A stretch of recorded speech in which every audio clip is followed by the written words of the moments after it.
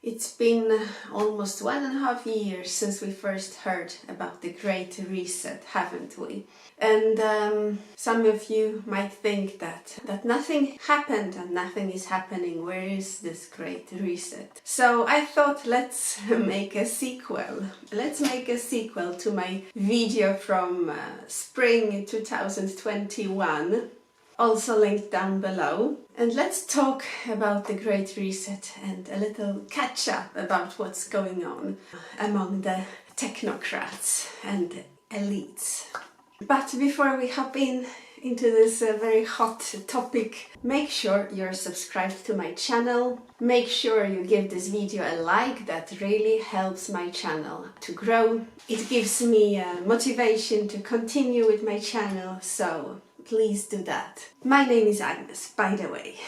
The first time the Great Reset was coined, I believe it was in June 2020, where the World Economic Forum was held. And it's been 1.5 years. We all heard, you will own nothing and you will be happy. And yeah, we see inflation, we see what the lockdowns have made with small businesses and with life in general. We see people protesting all over the world against the jab, against the booster jab, against the passport. We see the Canadian Prime Minister Justin Trudeau flee like the coward he is, because he got afraid of the truck protest over in Canada. So we see a lot of things happening, or we might choose not to see them, and we think that nothing has changed since 2019. We might also be these kind of people. But if you clicked on this video, I think and believe you're not this kind of person, and that you look beyond and you dig deeper. In January this year, the little creepy, evil men and women met in Davos for their yearly discussions, and the Great Reset was actually reframed to be called the Great Narrative. So you could say that 2020 and 2021 was like the starter point, the first introduction to this new term. Not even testing the ground. They knew already what they were doing and they were not testing. They knew it would work, but it was like the beginning, the Great Reset. They made their little evil video of you will own nothing and you will be happy, and they were checking if people are noticing, what people are thinking about it. And we know that not many people noticed what is going on. Not many people paid attention, unfortunately. A lot of us did. And for that, kudos to you and to me. But many people didn't. At the same time, they didn't want to hide it anymore. They were so full of, they were gloating, they were rubbing it in our faces. They had prepared it, they were full of excitement. They had their testing with Event 201 in 2019. They were beyond excited to start this whole process that supposedly should take 10 years before we are all chipped and enslaved or dead, or before God comes and destroys what is left of this world. So in November last year, they held a 1 or 2 day meeting in Dubai called the Great Narrative. And let me read what the theme of that meeting was. Co-create a narrative that can help guide the creation of a more resilient, inclusive and sustainable vision for our collective future. Let me quote a philosopher. So the French philosopher Jean-François Lyotard, he once explained what a narrative means, and that is narrative, also called meta-narrative. So the grand narrative functions to legitimize power, authority and social customs, which is exactly everything the Great Reset is trying to achieve. And the Great Narrative, you can say, it's the next step. We have gone into the next phase.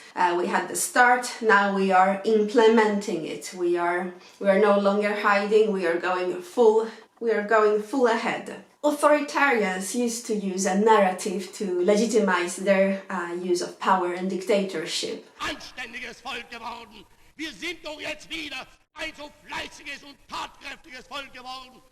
We had first the Great Reset, and now we have the Great Narrative, where Klaus Schwab and his evil friends are setting up the narrative, where they are the heroes and they are going to dictate if we are going to live, how we are going to live, and how the world is going to look like. Let's play a clip of Klaus Schwab in Davos, now recently in Davos, talking about his visions for this narrative. I just would like to highlight what you said about the European Chips Act, because it's a very important step to create the physical brain for digitalization and to have it located to a certain extent in Europe. Do you like what you hear?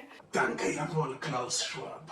It's funny how everything that was ever said is happening. He wants to microchip the brain, digitalize the brain, and interesting how this connects with the metaverse, the Facebook and Instagram metaverse, where we are supposed to live our lives in a digital world, where we no longer have our own opinions, where we no longer have any human connections, where we no longer own anything, where all our lives are digitalized. Interestingly enough, this lady also spoke recently in the EU Parliament about introducing a social credit system, phase 1. Now, what is the social credit system? The social credit system is a system that already exists in China, and is a system which rewards and punishes citizens for their good or bad behavior. So,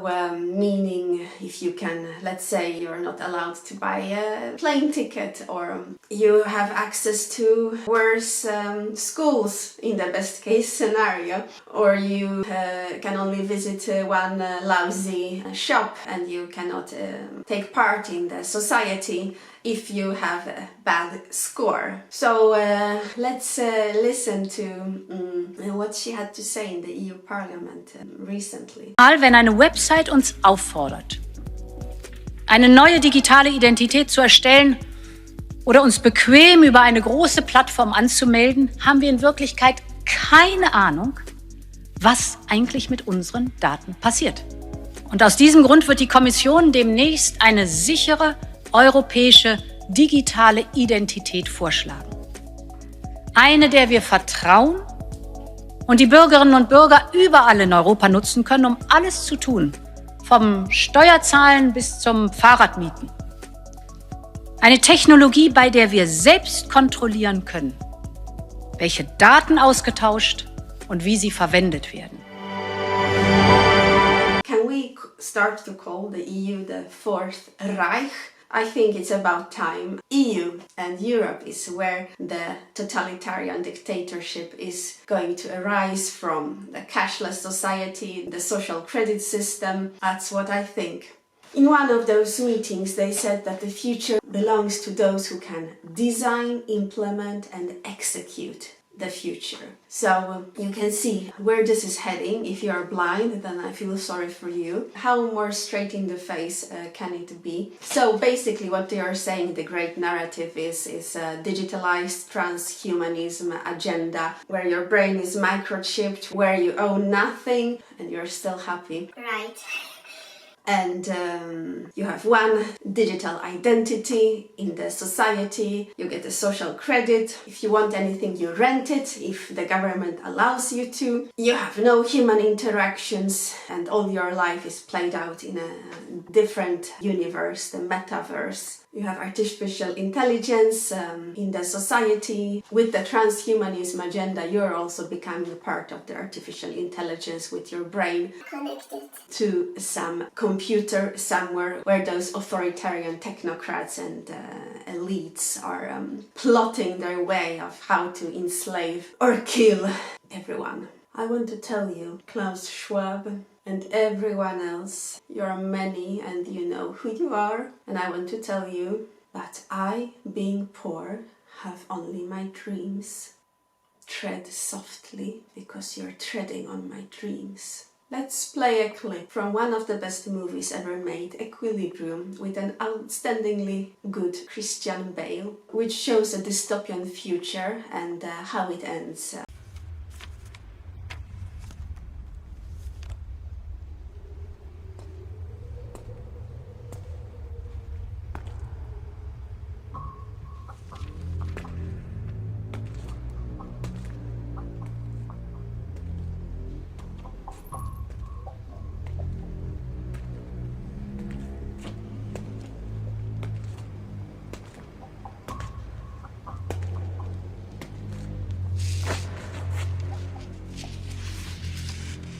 You always knew.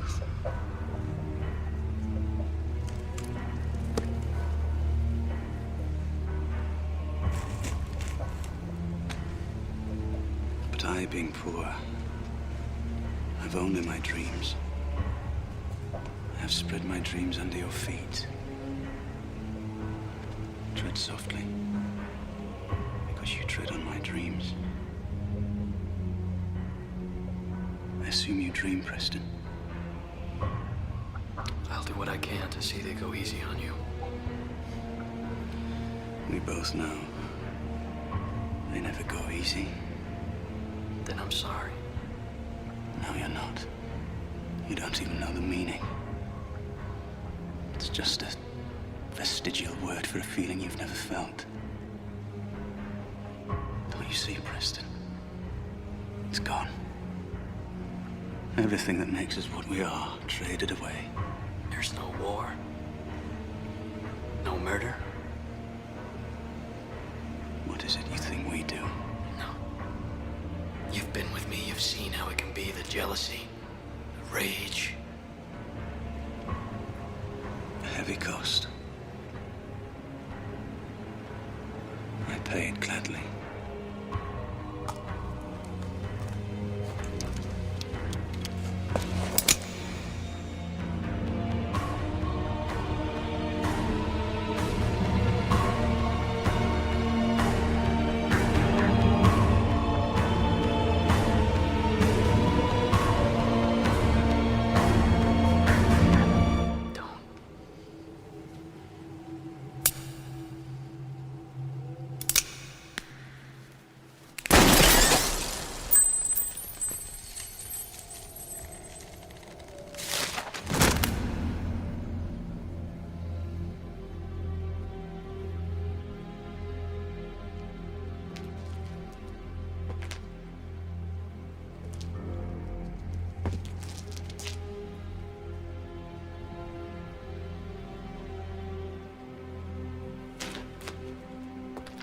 We are many who don't care about the reset, the great reset, or the great narrative, or whatever else they have in plans. And I assure you, they have pages after pages of plans. If one would fail, they have other plans that will lead to their goal. So how can we resist? In our minds, the way we are going to live.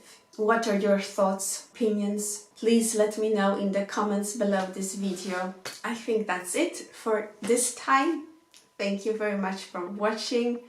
I hope that in spite of this very serious and grave topic, you will still enjoy your day and your week, because that is what we have to do. It is by enjoying and defying them, laughing in their faces, that we are showing our resistance. So let's continue to do that. And thank you very much for watching. And I will see you in my next video. Bye.